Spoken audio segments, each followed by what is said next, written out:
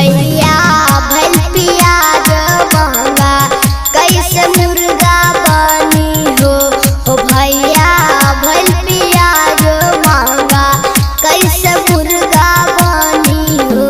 कैसे मुर्गा बनी हो कि कैसे नया साल मनी हो भैया भइल प्याज महंगा कैसे मुर्गा बनी हो भैया भइल प्याज महंगा कैसे मुर्गा बनी हो।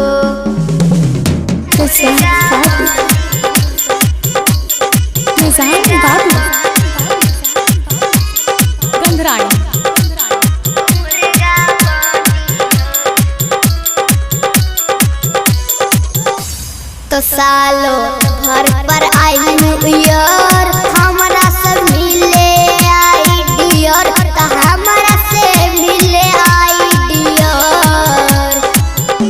तो सालो भर पर आई न्यू ईयर हमरा से मिले आई डियर तो हमरा से मिले आई डियर। तब भइल प्याज खातिर दंगा कैसे मुर्गा बनी हो। तब भइल प्याज खातिर दंगा कि कैसे नया साल मनी हो।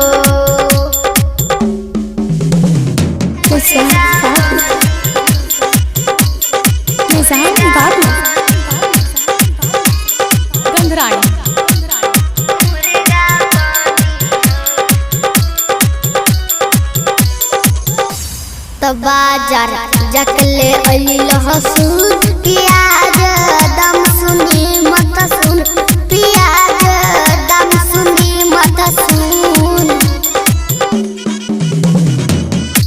तो बाजार जकले अली लहसुन प्याज दम सुनी मत सुन प्याज दम सुनी मत सुन।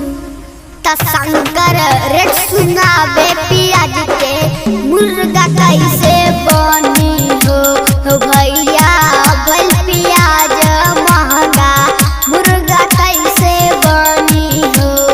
इसके रिकॉर्डिंग स्टूडियो दिल्ली।